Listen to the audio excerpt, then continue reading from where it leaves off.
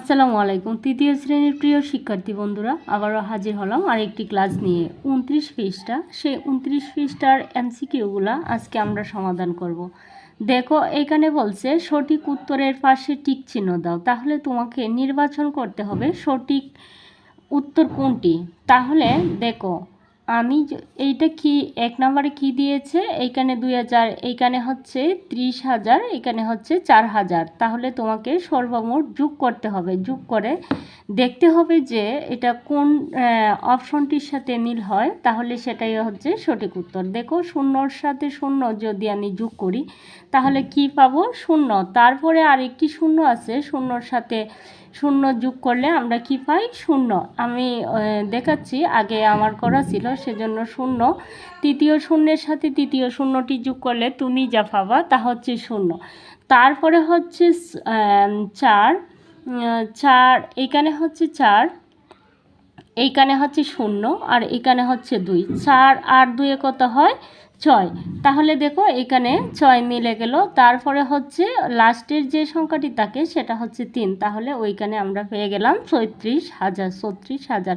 তাহলে এই অপশনটি ছিল আমাদের জন্য সঠিক। এটাতে আমরা টিক চিহ্ন দিয়ে দেব।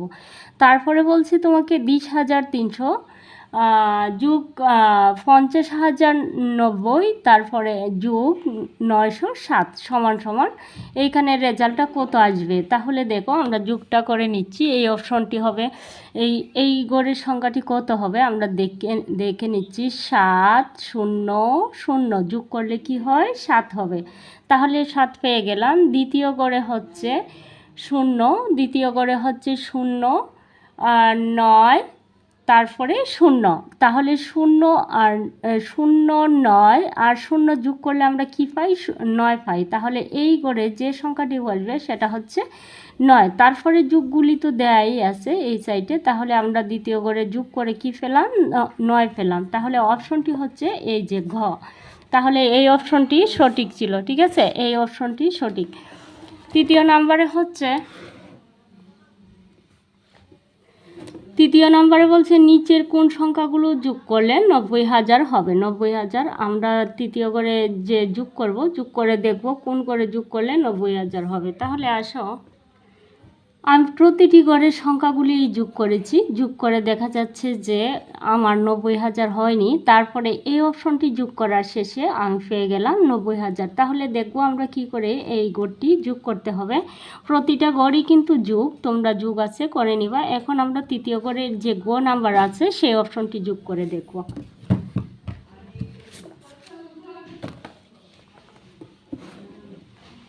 দেখো, আমি এইভাবে যোগটা সাজিয়ে নিলাম, তোমরা এইভাবে নিবা। শূন্যর সাথে শূন্য যোগ করলে হবে 0, শূন্যর সাথে শূন্য যোগ করলে আমরা পাবো 0, এইখানে শূন্যর সাথে শূন্য যোগ করলে আমরা পাবো 0, এখানে হচ্ছে 5, আর 5-এ যোগ করলে আমরা পাই 10, 10-এর শূন্য হাতে আছে কত? 1, 7 আর 1-এ 8, হাতের 1-এ কত হয়? 9। তাহলে এইটা হচ্ছে আমার 90,000। তাহলে আমি পেয়ে গেলাম 90,000। তাহলে আমার গ অপশনটি সঠিক। 4 নাম্বার তোমাকে বলছে এই খালি করে যদি এই রেজাল্টটি হয়, এটার সাথে যোগ করার পরে যদি আমি 1, 3, 4, 4 পাই, তাহলে কোন অপশনটি সঠিক হবে? এই কালিগড়ে কোন সংখ্যাটি বসবে? যুগটির কালিগড়ে নিচের কোন অঙ্কটি বসবে? তাহলে কোন অপশনটি বসবে আমরা দেখব। আগে যোগ করতে হবে আমাদের। দেখো, এখানে এমন একটি সংখ্যা নির্বাচন করতে হবে। এখানে তুমি যদি 9 আর 5-এ যোগ করো, তাহলে 9 আর 5-এ কত? 14, 14 আর 4 হাতে আছে কত? 1। তাহলে হাতের 1 আর 7-এ কত হয়? 8, 8-এর সাথে কত যোগ করলে যে 14 হবে? 8-এর সাথে কত যোগ করলে? 8, 9, 10, 11, 12, 13, 14। দেখো, 8-এর সাথে 6 যোগ করলে 14 হবে। 14 হলে আমরা কি করব? যে ডান পাশের সংখ্যা 4 সংখ্যাটি এইখানে বসাবো। তাহলে কোন সংখ্যাটি এইখানে বসবে? 6। দেখো, 8, 9, 10, 11, 12, 13, 14। তাহলে আমি কত পেয়েছি? 6। তাহলে এখানে 6 সংখ্যাটি বসবে। আর 6 যদি বসে, হাতে থাকবে আমাদের 1, 9 আর 3-এ 12, হাতে রেখে 13। তাহলে এইদিকে আমি 13 বসালাম। তারপরে তোমাকে বলছে 5 নাম্বারে 5 নম্বরে বলছে রুহি বইমেলা থেকে এত টাকা দিয়ে, গল্পের বই এত টাকা দিয়ে, দুইটি অভিধান এবং এত টাকা দিয়ে এই একটি দেগ কিনলো, সে কত টাকা খরচ করলো। তাহলে এই যে দেগের টাকা, অভিধানের টাকা এবং এই অভিধানের টাকা এবং গল্পের বইয়ের টাকা আমি একত্রে যোগ করে নেব। যোগ করে যে অপশনটি পাবো সেই অপশনটি হচ্ছে 3150, 3150। তারপরে হচ্ছে রুহি সুমির কাছ থেকে এত টাকা আছে, তার বাবা আরও তাকে এত টাকা দিলেন, মোট তার কত টাকা হলো। তাহলে আমরা এই যুগটি দেখে নেই। দেখো 5 নম্বরের অঙ্কটি আমি এখানে সাজিয়ে দিলাম। গল্পের বই, রুহি যে গল্পের বইগুলো কিনছিল, 5 নম্বরে ছিল রুহি বইমেলা থেকে এত টাকার গল্পের বই, অভিধান কিনলো এত টাকা, দেগ কিনলো এত টাকা। তাহলে এইটা আমরা কি করব, একসাথে যোগ করে নিব। মোট সে কত টাকা খরচ করলো। তাহলে আমরা এই অপশনটি কি করব, এই অঙ্কটি কি করব, যোগ করে নিব। যোগ করে নিয়ে আমরা যা পাবো সেই অপশনটি বুঝে নেব। দেখো 0-র সাথে 0 যোগ করলে 0 হয়, 5-এর সাথে 0 যোগ করলে 5 হয়, 2 আর 9 কত হয়, 11 হয়।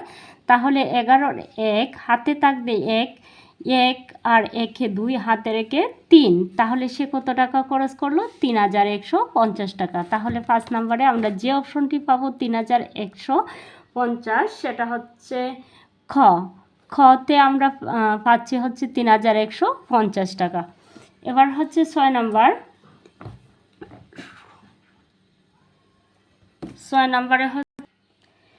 নম্বরে কি বলছে, সুমির কাছে এত টাকা আছে, তার বাবা তাকে আরও এত টাকা দিলেন, তার মোট কত টাকা হলো। তাহলে এই টাকাটার সাথে আমি কি করব, এই টাকাটা যোগ করে নিব। হ্যাঁ, তাহলে আসো দেখো এবার আর আমি লিখলাম না, সুমির কাছে আছে। দেখো কাছে আছে, সুমির কাছে আছে কত টাকা, এত টাকা। আমি জাস্ট খুব মানে সংক্ষিপ্ত আকারে করার চেষ্টা করলাম। তোমরা এইখানে দিতে পারো, ডাকের অঙ্ক যদি আসে তাহলে দিতে পারো সুমির, ঠিক আছে, কাছে আছে এত টাকা, বাবা দিলেন এত টাকা। তাহলে আমি যোগ করে ফেলাম কত, মোটে এত টাকা।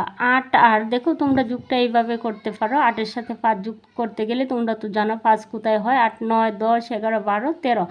তাহলে 13-র 3 হাতে আছে কত, 1, 6 আর 1-এ 7, হাতে রেখে 8, হাতে রেখে 8, 8-এর 8 আর 6 আর 7-এ হচ্ছে 13, 13-র 13। যেহেতু বাম দিকে কোনো সংখ্যা নেই সেজন্য আমি 13ই বসিয়ে দিলাম। তার মোট টাকা হলো কত টাকা, 1383 টাকা। তাহলে এর যে অপশনটি হবে হচ্ছে খ।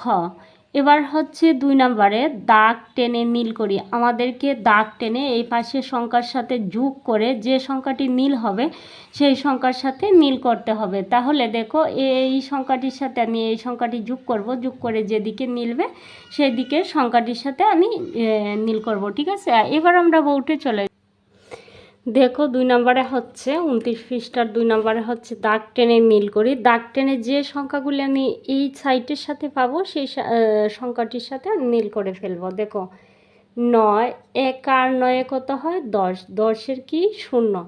তাহলে 10-এর পেলাম কত, আমি একটু উপরে নিচ্ছি দেখা যাচ্ছে না, 10-এর 0 হাতে আছে কত, 1, 1 যদি থাকে তাহলে 2 আর 0 কত হয়, 2 হাতে রেখে কত, 3। তাহলে এই দিকের সংখ্যাটি আমি বসিয়ে দিলাম 3, 0, 0, 0, তারপরে 3 আর 5-এ হচ্ছে 8। তাহলে এই 8030 যে সংখ্যাটি পাবো তার সাথে মিল করব। তাহলে তোমার সংখ্যাটি কোথায়, এই যে 8030। তাহলে আমি 8030 পেলাম। সেই 8030-এর সাথে আমি যোগ করে নিলাম। এবার এই দাগ টেনে মিল করে ফেললাম। দেখো এবার যে সংখ্যাটি হচ্ছে 0, 0 আর 1, তাহলে কত হচ্ছে 1।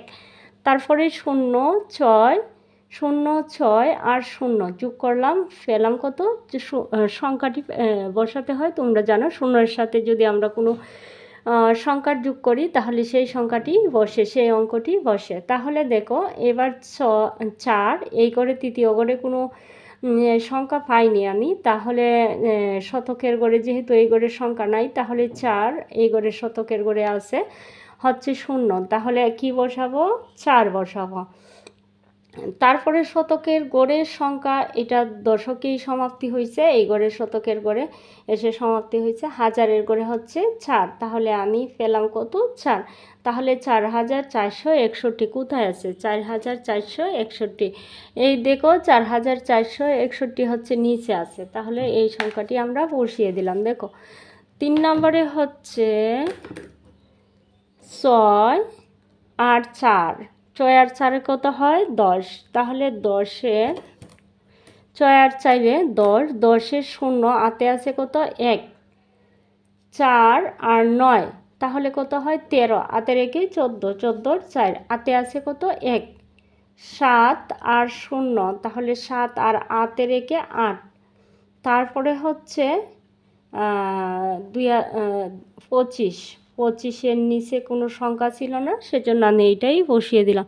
তাহলে সেই সংখ্যাটি কোথায়? এই দেখো 25,840, তাহলে সেই সংখ্যাটি কোথায়? এইখানে পেয়েছি 25,840। তারপরে হচ্ছে তৃতীয় সংখ্যাটি দেখব আমরা। তৃতীয় সংখ্যাটি কী করে হয়?